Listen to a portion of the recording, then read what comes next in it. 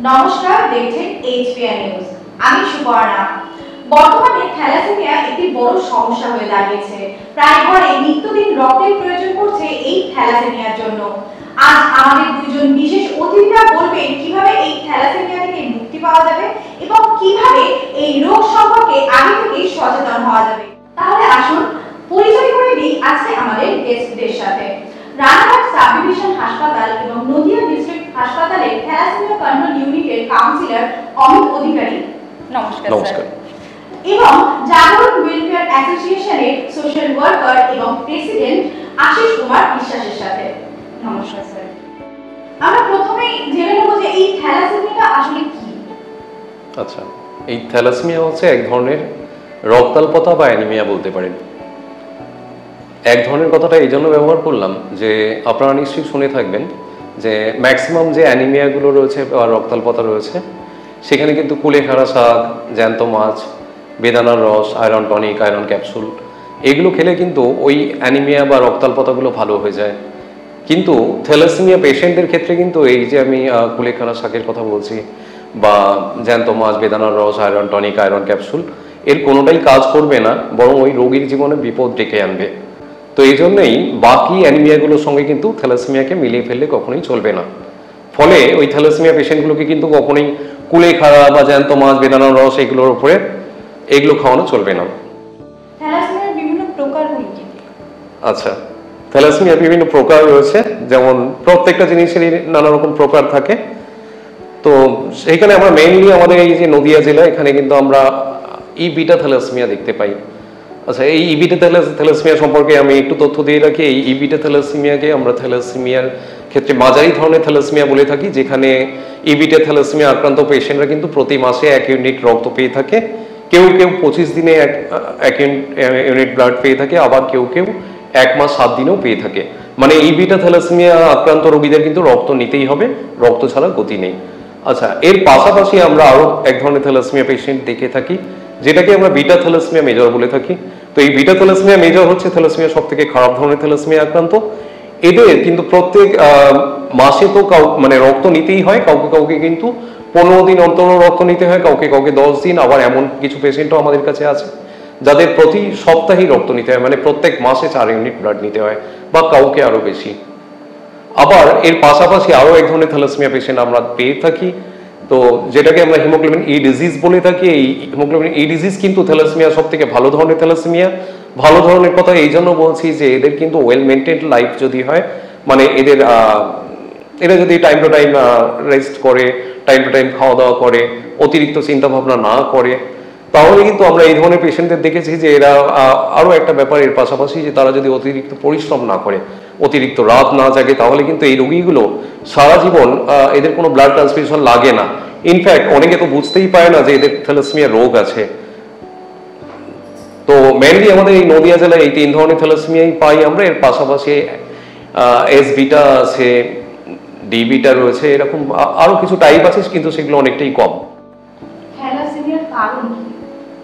দেখুন, থ্যালাসেমিয়ার কারণ বলতে গেলে এক্স্যাক্টলি এর কারণ হচ্ছে জিনগত। কারণ থ্যালাসেমিয়া আলাদা করে কোনো ছোঁয়াচে রোগ নয় যে কারোর থেকে কারোর মধ্যে ছোঁয়াচে ভাবে আসছে, বা থ্যালাসেমিয়া কোনো রক্ত সঞ্চালনের মধ্যে দিয়ে আসছে, সেটাও কখনো হয় না। বাবা মায়ের যদি থ্যালাসেমিয়ার কোনো ট্রেট থেকে থাকে, সেক্ষেত্রে সন্তানের মধ্যে থ্যালাসেমিয়া আসার সম্ভাবনাটা প্রচুর এবং প্রবল। এবং তার মধ্যে মেজর মাইনর একটা ফ্যাক্টর কাজ করে, কতটা পার্সেন্টেজ বা কি সেটা মেজর পেশেন্ট হবে না মাইনর, সেগুলো বিভিন্ন বাবা মায়ের জিনের উপর নির্ভর করছে। থ্যালাসেমিয়া কিভাবে নির্ণয় করা হয়? থ্যালাসেমিয়া নির্ণয় করার একটাই পদ্ধতি হচ্ছে থ্যালাসেমিয়া টেস্ট করা, যেটা আমাদের সরকারি মাধ্যমে বিভিন্ন গভর্নমেন্ট হসপিটালে বিনা পয়সায় একদম টেস্ট চলছে। এছাড়া বিভিন্ন সংগঠন বিভিন্নভাবে চালাচ্ছে নিজেদের মতন করে। তবে আমরা বলবো সরকারিভাবে বিভিন্ন হসপিটালে গিয়ে টেস্ট করানো উচিত। থ্যালাসেমিয়ার লক্ষণগুলো কি কি? আচ্ছা, থ্যালাসেমিয়া আমি একটু আগেই যেমন আপনাদেরকে বলছিলাম যে বিভিন্ন ধরনের থ্যালাসেমিয়া হয়। তো মেইনলি যে বিটা থ্যালাসেমিয়া মেজরের কথাই বলি সবার আগে, কারণ এটাই তো সব থেকে খারাপ ধরনের থ্যালাসেমিয়া। তো সেইখানে কিন্তু বাচ্চার বয়স ওই রকম 4 মাস বা 5 মাস বয়সেই ম্যাক্সিমাম ধরা পড়ে যায়। তো তখন দেখা যায় যে বাচ্চা ঠিকঠাক থাকছে না, সে খুব কান্নাকাটি করছে, সে সাদা হয়ে যাচ্ছে, আর 5টা বাচ্চার মতো সে ছটফট করছে না, অনেকটা ঝিমিয়ে পড়ছে, বাচ্চার জ্বর সর্দি কাশি এগুলো ছাড়তেই চাইছে না, তখনই বাবা মা অত্যন্ত চিন্তিত হয়ে লোকাল ডাক্তারবাবুর কাছে নিয়ে যান। লোকাল ডাক্তারবাবু যখন দেখেন যে তার এই সমস্ত অ্যানিমিয়া বা এই সমস্ত লক্ষণগুলো আছে, তাকে নিয়ে পাঠানো হয় এইচপিএলসি টেস্টের জন্য, এবং এইচপিএলসি টেস্টের মাধ্যমেই বোঝা যায় যে কেউ থ্যালাসেমিয়া আক্রান্ত কিনা। থ্যালাসেমিয়ার চিকিৎসা কিভাবে করা? দেখুন, থ্যালাসেমিয়ার মূলত চিকিৎসা বলতে গেলে আমাদের থ্যালাসেমিয়া তো জেনারেলি ভাবে যদি টেস্ট না করা হয় আমরা তো জানতেই পারবো না যে এমনও অনেক বাচ্চা আছে যাদের টেস্ট করা না গেলে হয়তো বোঝাই যেত না যে বাচ্চারা থ্যালাসেমিয়া আছে, কারণ ওয়েল মেনটেন্ড হয়ে হয়তো সঠিক খাদ্যাভ্যাস সঠিকভাবে নিয়ম পালনের মধ্যে দিয়ে রয়েছে, বোঝাই যায়নি, হয়তো ফুটে ওঠেনি, হয়তো এরকম ভাবে হয় অনেক সময়। তো সেক্ষেত্রে দাঁড়িয়ে তার কোনো ট্রিটমেন্টের ব্যাপার থাকছেই না। কিন্তু যখন থ্যালাসেমিয়াটা আমরা ট্রিটমেন্ট করার জন্য অর্থাৎ টেস্টে ডিটেক্ট হচ্ছে যে থ্যালাসেমিয়া এই বাচ্চাটার বা এই মানুষটা থ্যালাসেমিয়া রয়েছে, তখন বিভিন্নভাবে সরকারি মাধ্যমে সরকারি হসপিটালের মাধ্যমে দিয়ে বিভিন্ন যে পরীক্ষা এবং পরীক্ষার পর যে আমাদের ট্রিটমেন্টের যে প্রসেসগুলো রয়েছে সেগুলো বিভিন্ন ডাক্তারবাবুর পরামর্শ নিয়ে একজন কাউন্সিলরের মাধ্যম দিয়ে সঠিক পরামর্শ নেওয়া এবং তার সঠিক সুষম খাদ্যাভ্যাসের মধ্যে দিয়ে এটাকে এগিয়ে যেতে হবে। আর বিশেষ করে কারণ যদি বেসরকারিভাবে যদি এটাকে দেখতে যাই সেটা প্রচুর টাকার ব্যাপার, একজন সাধারণ পরিবারের পক্ষে এই খরচটা বিয়ার করা অনেক কষ্টকর, যার জন্য আমরা সম্পূর্ণ সবসময় বলবো যে সরকারি মাধ্যম অর্থাৎ আমাদের থ্যালাসেমিয়া কন্ট্রোল ইউনিট বা থ্যালাসেমিয়া যেখানে আমাদের পরীক্ষা হচ্ছে সেই সব জায়গাগুলোতে ডাক্তারবাবু কাউন্সিলর যারা রয়েছেন তাদের সঙ্গে অবশ্যই সুপরামর্শ নিন এবং তার সঙ্গে সঙ্গে তাদের কথা অনুসারে যেরকম ভাবে ওনারা গাইডলাইন দিচ্ছেন সেভাবে করে চলা দরকার। পরিবারের সদস্যদের থ্যালাসেমিয়ার পরীক্ষা করানো কেন গুরুত্বপূর্ণ? আমরা আগেই আলোচনা করেছি যে থ্যালাসেমিয়া হচ্ছে একটা বংশগত অসুখ। তো সেইখানে ভেবে দেখুন যে কেউ একজন থ্যালাসেমিয়া ডিজিজ অথবা ক্যারিয়ার, মানে থ্যালাসেমিয়া কেউ রোগী অথবা বাহক, তাহলে এই ব্যাপারটা তার মধ্যে আসছে কোথা থেকে? যেহেতু ব্যাপারটা জেনেটিক্যাল, তাহলে অবভিয়াসলি সেই ব্যাপারটা পেয়ে থাকবে তার বাবা অথবা মায়ের থেকে। তাহলে ভেবে দেখুন যে কোনো একজন কাপল তারা যদি থ্যালাসেমিয়া ক্যারিয়ার থেকে থাকেন তাদের মধ্যে, তাহলে তাদের থেকে তাদের যদি কোনো একজন সন্তান এই থ্যালাসেমিয়া ক্যারিয়ার অবস্থা পেয়ে থাকেন, তাহলে কিন্তু তাদের অন্য কোনো সন্তান থাকলেও তারও ততটাই চান্সেস থেকে যাবে যে এরকম থ্যালাসেমিয়া বাহক হওয়ার। ওই জন্য পরিবারে যদি কেউ একজন থ্যালাসেমিয়া ক্যারিয়ার বা থ্যালাসেমিয়া রোগী বেরোন, আমরা কিন্তু তৎক্ষণাৎ তার ভাই বোন যারা রয়েছে তাদের অবশ্যই টেস্ট করানোর কথা বলি, কারণ তাদেরও কিন্তু একই পসিবিলিটি থেকে যায়। এবং এর মাধ্যমে কিন্তু আমরা অনেক দূর অব্দি এগিয়ে গিয়ে তাদের পরিবারে যাতে আগামী দিনে কোনো থ্যালাসেমিয়া রোগী না আসে সেই জায়গাটাকে একটা প্রতিরোধের ব্যবস্থা করতে পারি। কোন বয়সে শিশুদের থ্যালাসেমিয়া পরীক্ষা করানো? দেখুন, মূলত বয়সটাকে আমরা বলি যেটা সরকারিভাবে পদ্ধতিতে দেখা যায় যে বিভিন্নভাবে 13 বছর পরবর্তী বাচ্চাদেরকে আমরা থ্যালাসেমিয়া পরীক্ষার মধ্যে এই আওতাতে আনা হয়। আর এর কোনো শেষ বয়স আমি বলবো না, তবে আমরা জেনারেলি চেষ্টা করে থাকি যে বিবাহের প্রাক মুহূর্ত পর্যন্ত ছেলে ও মেয়ে উভয়ের জন্যই এই টেস্টটা করা দরকার। মেইনলি কিন্তু আমরা এই থ্যালাসেমিয়া টেস্টটা করে থাকি 13 বছর থেকে শুরু করে আপু যাদের বিয়ে হয়নি। আচ্ছা, এর পাশাপাশি কিন্তু গর্ভবতী মা যারা আছে তাদেরও কিন্তু তারাও যদি ক্যারিয়ার টেস্ট না করে থাকে, থ্যালাসেমিয়া বাহক নির্ণয়ের পরীক্ষা না করে থাকে, এবং তারা যদি ক্যারিয়ার হয়ে থাকে, তাহলে ভেবে দেখুন তাদের হাজবেন্ডরাও যদি ক্যারিয়ার হয়ে থাকে, তাহলে কিন্তু তাদের যে বাচ্চা আসছে তার কিন্তু থ্যালাসেমিয়া রোগী হওয়ার একটা প্রবল সম্ভাবনা থেকে যায়। তো ওই জন্য আমরা যেমন ইয়াং ছেলে মেয়েদের যেমন টেস্ট আমরা করে দেবো, তার পাশাপাশি কিন্তু যারা গর্ভবতী মা যারা রয়েছে তাদেরও পরীক্ষা করে দেবো, এবং সেই সঙ্গে তাদের হাজবেন্ডেরও। তাতে করে একটা সময়ের মধ্যে যদি আমরা জানতে পারি যে এরা স্বামী স্ত্রী দুজনেই থ্যালাসেমিয়া বাহক আছে, তাহলে সেই যে বাচ্চা যে আসছে পৃথিবীতে সে কি অবস্থা নিয়ে আসছে সেটা আমরা জানতে পারবো একটা বিশেষ পরীক্ষার মাধ্যমে। এবং সেইখানে যদি দেখা যায় যে বাচ্চাটা থ্যালাসেমিয়া রোগগ্রস্ত অবস্থা নিয়েই আসছে, তাহলে কিন্তু সেইখানে একটা প্রতিরোধের ব্যবস্থা কিন্তু গড়ে তুলতে পারি আমরা। থ্যালাসেমিয়ার সম্ভাব্য জটিলতাগুলি কি কি? থ্যালাসেমিয়ার সম্ভাব্য জটিলতা বলতে তো ওরকম কিছু না, সবটাই জটিল। তবু আমি একটু বলি যে থ্যালাসেমিয়া পেশেন্ট প্রচুর ব্লাড ট্রান্সফিউশন পায়, কারণ রক্ত সঞ্চালন ছাড়া তো ওরা বাঁচবেই না। ফলে যতবারই ওরা রক্ত সঞ্চালন গ্রহণ করে বা ব্লাড ট্রান্সফিউশন নেয়, সেই প্রতিবারই কিন্তু একটা সম্ভাবনা থেকে যায় যে তাদের এইচআইভি বা হেপাটাইটিস বি বা সি এর মতো রোগগুলোতে আক্রান্ত হওয়ার। কারণ এটা তো সঠিক কথা যে ব্লাড ব্যাংক থেকে যখন ব্লাড গুলো দিচ্ছে তারা সমস্ত পরীক্ষা নিরীক্ষা করে তারপরে দিচ্ছে, তারপরও কিন্তু মেডিকেল সায়েন্সে বলা হয়ে থাকে যে 99.9% হচ্ছে সঠিক।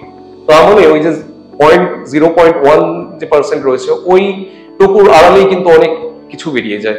ফলে ওইটুকু আড়ালেই যদি এইচআইভি বা হেপাটাইটিস বি সি এড়িয়ে যায়, তাহলে বুঝতে পারছেন যে একটা বাচ্চা কয়েকশো ইউনিট সেই ট্রান্সফিউশন পাবে, তো সেখানে যদি কোনো একটা ইউনিটের সঙ্গেও তার মধ্যে এইচআইভি বা হেপাটাইটিস বি সি এসে যায়, সেটা তো মারাত্মক একটা ব্যাপারই। সেই সঙ্গে একটা থ্যালাসেমিয়া পেশেন্ট, সে কিন্তু সারা জীবন প্রচুর ব্লাড পাবে, ফলে বাইরে থেকে প্রচুর আয়রন তার শরীরে ঢুকবে। এবং আমরা জানি যে থ্যালাসেমিয়া পেশেন্টের শরীরে যে আয়রন ওদের অলরেডি অনেকটাই বেশি থাকে, ফলে সে যদি বাইরে থেকে অতিরিক্ত আয়রন নিয়ে যাচ্ছে ব্লাড ট্রান্সফিউশনের সঙ্গে, তাহলে একটা সময় দেখা যায় যে তার আয়রন ওভারলোড হয়ে যায়, এবং আয়রন ওভারলোড হয়ে যাওয়ার কারণে কিন্তু তাদের হার্ট ফেলিওর হয়ে যাওয়ার একটা চান্সেস থাকে, এবং সেই লোহা তাদের কিডনি, স্টোমাক, ব্রেন এই সমস্ত জায়গায় স্টোর হতে থাকে, এবং শুধু স্টোরই হয় না, সেই জায়গাগুলোকে নষ্ট করে দেয়। এবং একটা থ্যালাসেমিয়া পেশেন্ট সে দীর্ঘদিন ধরে যদি ব্লাড ট্রান্সফিউশন পায়, তার শরীরে বিভিন্ন রকম অ্যান্টিবডি ডেভেলপ করে, ফলে আগামী দিনে তার জ্বর বা খিঁচুনি বা চুলকানি এই রকম সমস্যার সৃষ্টি হতে পারে, বা বিভিন্ন রকম রিয়াকশন হতে পারে ব্লাড ট্রান্সফিউশন নিতে গিয়ে। তো এরকম তারপর একটা থ্যালাসেমিয়া পেশেন্ট, তার তো জ্বর সর্দি কাশি ছাড়বেই না, জ্বর সর্দি কাশি যেন তার বন্ধু, তার জন্ডিস থাকবে সব সময়। একজন থ্যালাসেমিয়া পেশেন্ট সে ঠিকঠাক ভাবে বেড়ে উঠবে না, তার বয়সে আর 5টা ছেলে মেয়ে যেভাবে বেড়ে উঠবে, তাদের যেমন চেহারা গঠন বা অন্যান্য দিকগুলো হবে তার তেমন হবে না। তার মাথাটা বেড়ে যাওয়া, পেটটা বেড়ে যাওয়া, অদ্ভুত একটা চেহারা গঠন করা, এবং সেই অদ্ভুত চেহারার জন্যই মানুষ তাকে ব্যঙ্গ করা, এই সমস্ত কিছু চলতেই থাকে। এবং তার থেকেও যেটা বড়, সেটা হচ্ছে আমাদের অজ্ঞানতা, মানে আমাদের অজ্ঞতা। কারণ থ্যালাসেমিয়া নিয়ে কিন্তু আমাদের সঠিক ধারণা থাকে না, ফলে আমরা ইমাজিন করি যে এই থ্যালাসেমিয়া পেশেন্টে যদি আমার বাড়ির বাচ্চার সঙ্গে মেলামেশা করে, তাহলে হয়তো আমার বাড়ির বাচ্চা থ্যালাসেমিয়া হয়ে যাবে। তারা তো জানেই না বাবা মা যে থ্যালাসেমিয়া কখনো ছোঁয়াচে নয়, ফলে ছোটবেলা থেকে এটা থ্যালাসেমিয়া পেশেন্টকে কিন্তু আলাদা করে দেওয়া।